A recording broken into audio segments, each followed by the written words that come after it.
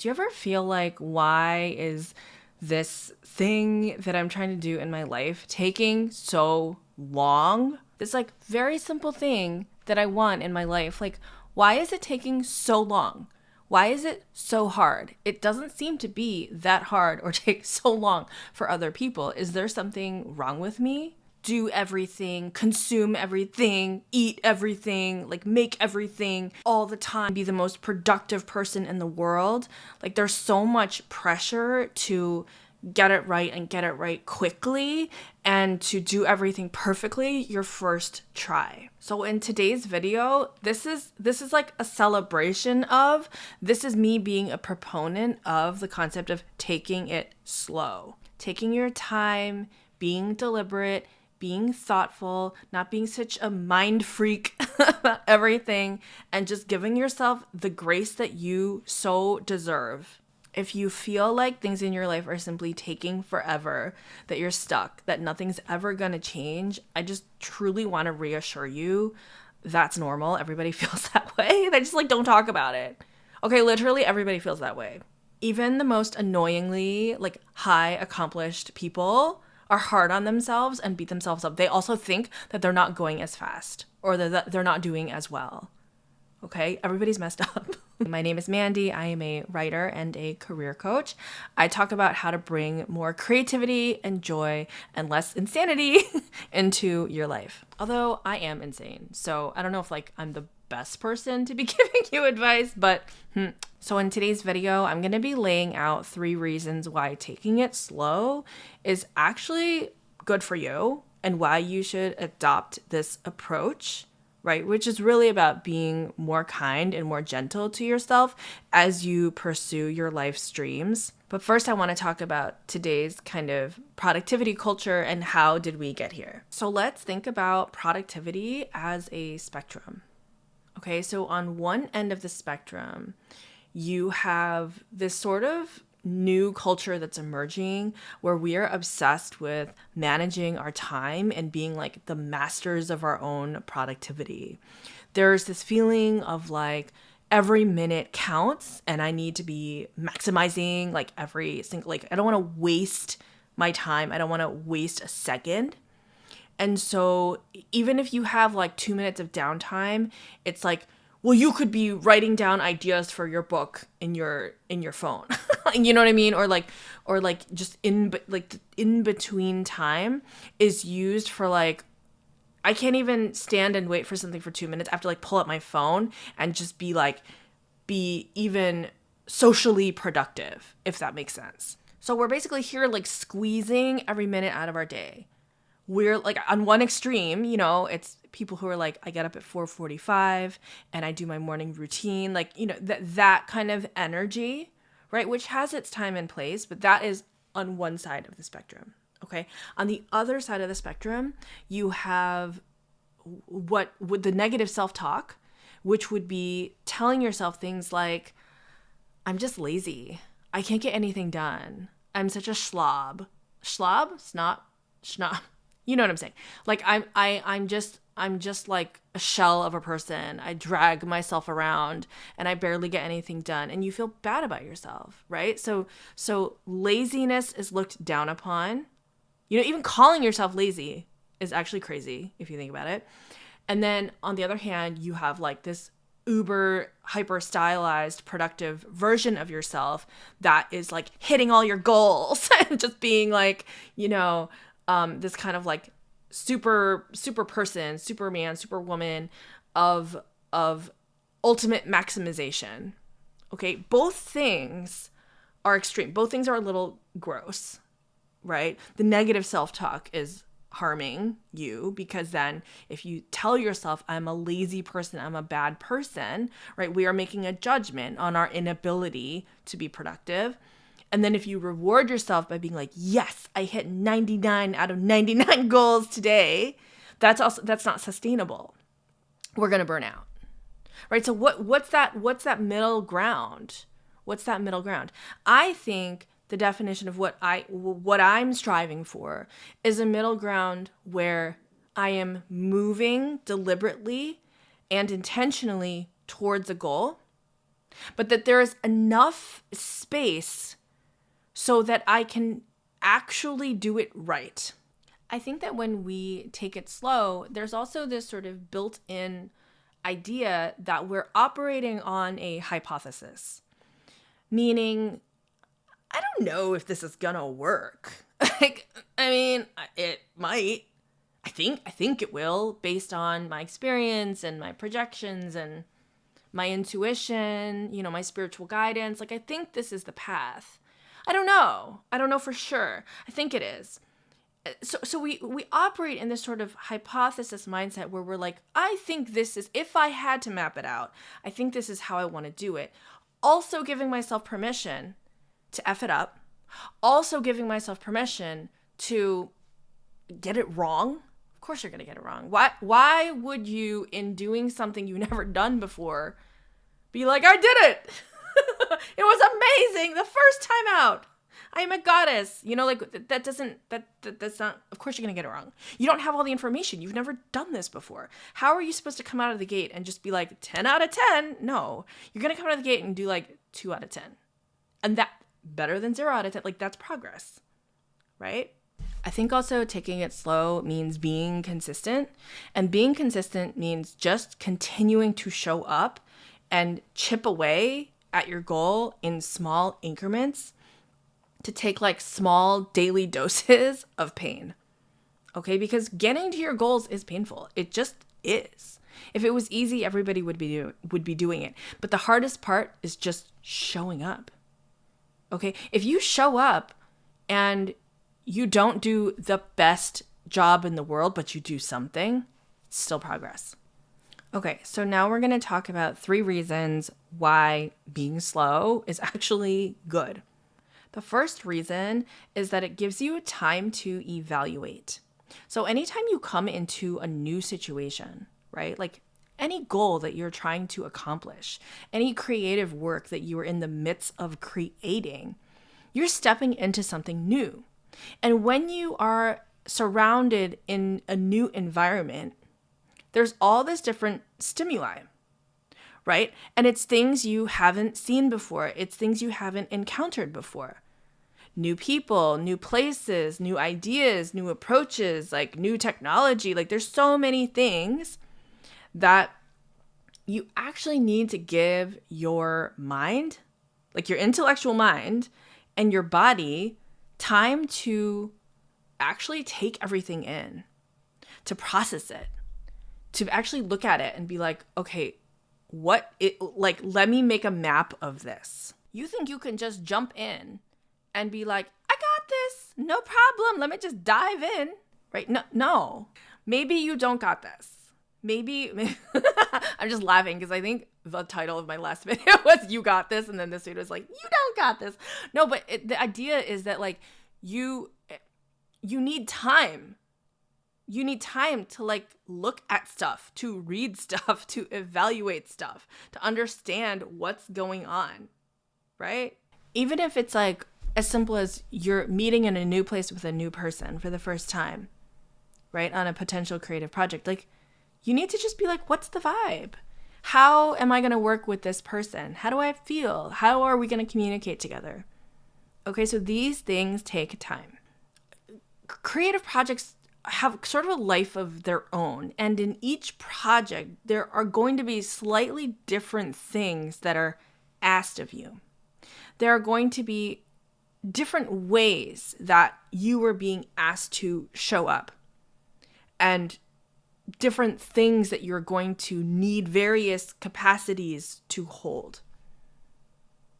Right? Some projects may be very intellectually rigorous. Other projects may require just closing your eyes and following your intuition and just having fun.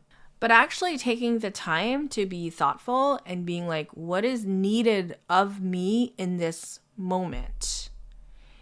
Is this a forward moment? Is this something where I'm more in the background? Is this something where I'm observing and feeling into it? Or is this something where I'm really leading and facilitating a process?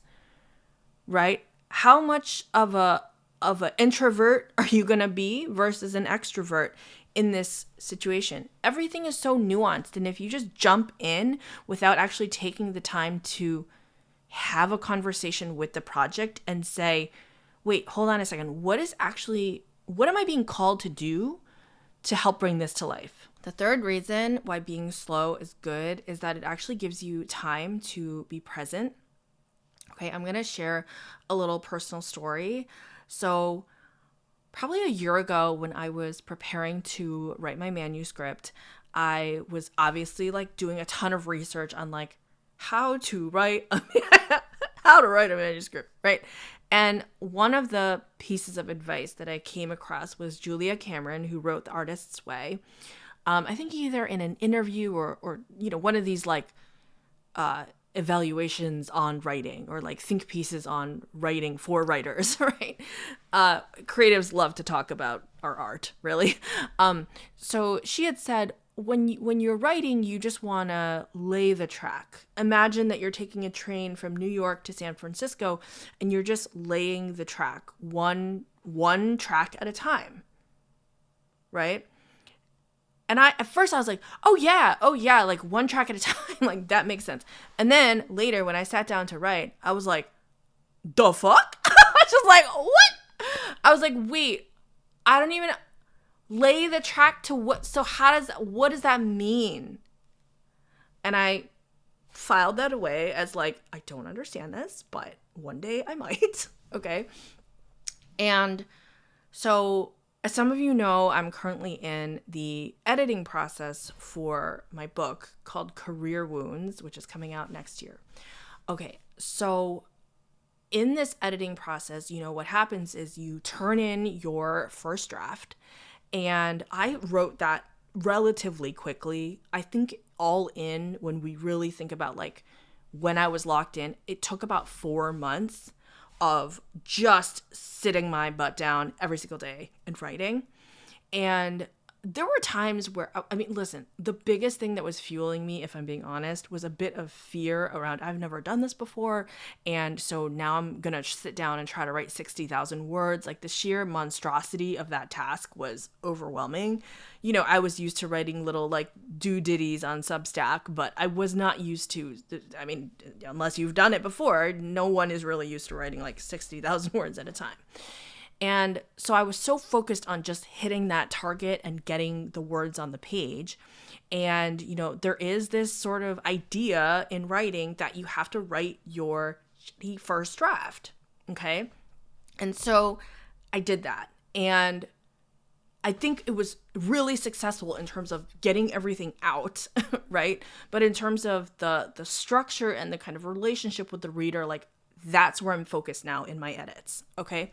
So as I sat down to write my edits, I turned down the lights. I put on some drumming music because I find that getting into that like specific, it's almost like a semi-trance mode.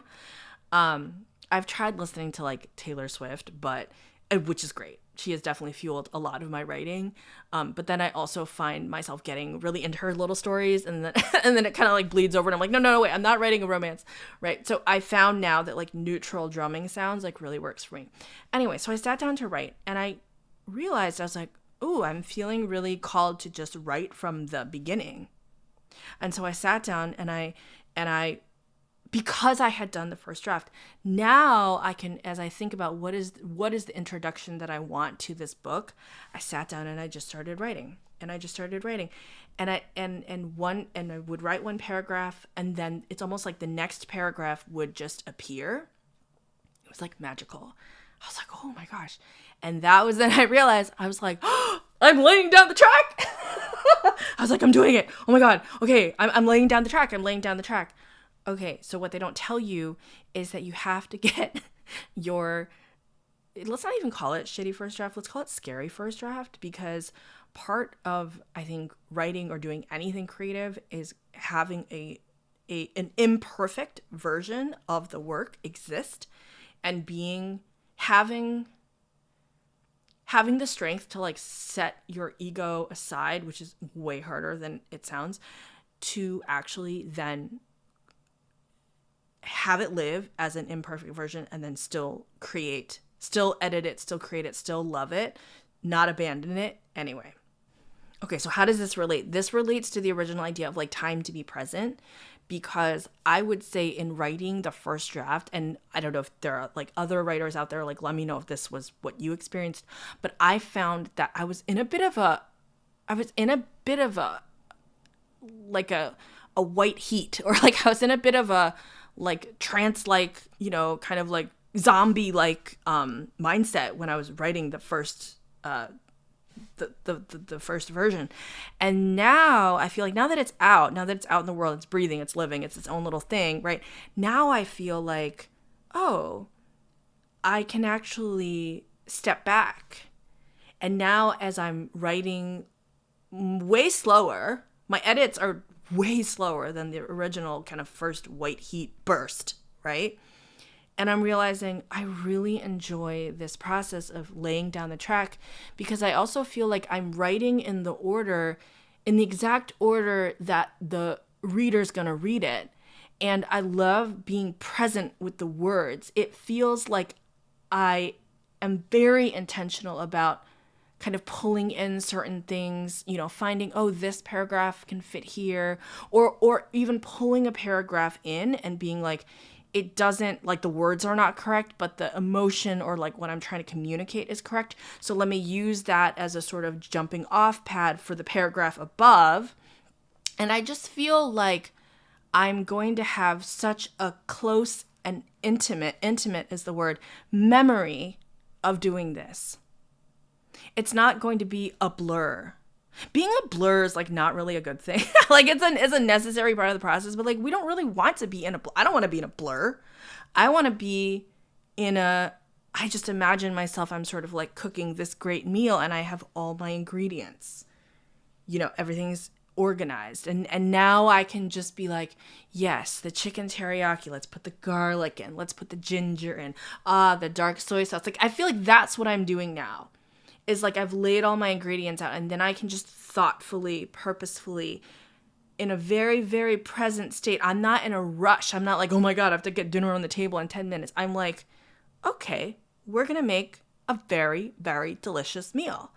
And I'm going to remember the order. Oh, and then, you know, scallions as a garnish at the end. Like this sort of experience of being very intimate with your creative work, I think is the biggest reason why going slow works, why going slow matters. So guys, just give yourself permission to take all the time that you need and actually savor what's happening. Be present with things, savor it, be intentional, be deliberate, be the kind of magician at your table, pulling in the ingredients as you need them, you know, being very aware of the type of magic that you're being called to bring to the table today. I hope that this video was helpful, maybe a little funny, a little bit inspiring for you. I did want to end today's video with a little bit of a housekeeping note. So for those of you who have been following along, watching my content, binging my content, which I'm obsessed with, I'm like, yes, that's like my dream. As some of you know, so today is January 14th, and in about 5 days, there's a very high likelihood that TikTok is going to be shutting down.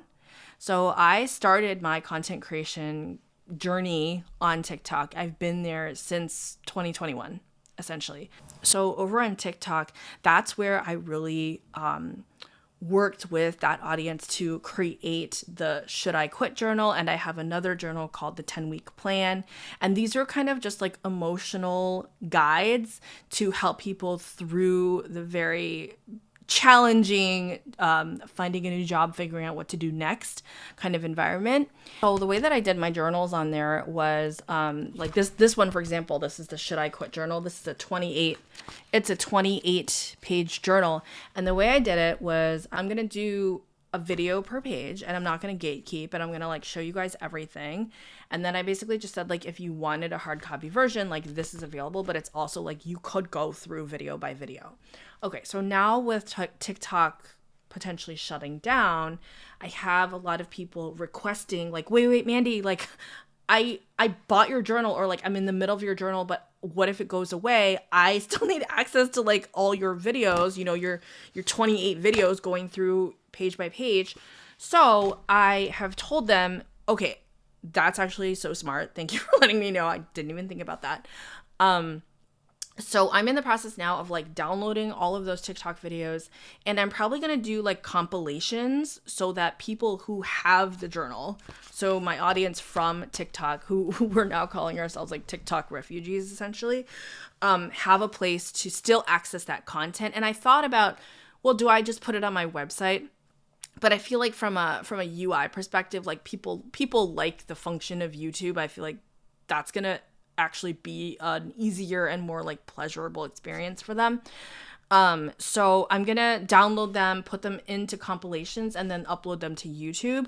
I just wanted to give you all a heads up in case you're like, why is this woman like, why is she uploading all these random compilation videos? It's so that my audience on TikTok has a place to safely land and has some continuity as they're going through their process. So it is a bit of a challenge because I feel like I've found more of a creativity niche here on YouTube, but this is, maybe I'm a living example of integration, right? Like we have to welcome all the parts of ourselves, and maybe there's a part that it's like, oh, that content is, you know, a year old and it's a previous version of myself, and like, am I going to alienate a certain audience? But you know, again, it's like, I really feel if the roles were reversed, I would do the same for you, my lovely YouTube people. So just know, if in case you see some random videos going up, that's what that is. It's not to market. It's not to sell you anything. It's literally just so that all the people on TikTok have a place to access their content. Okay. I love you guys so much. Thank you for watching this video. And I will, as always, continue to upload. And I love you guys. Okay, thank you. Bye.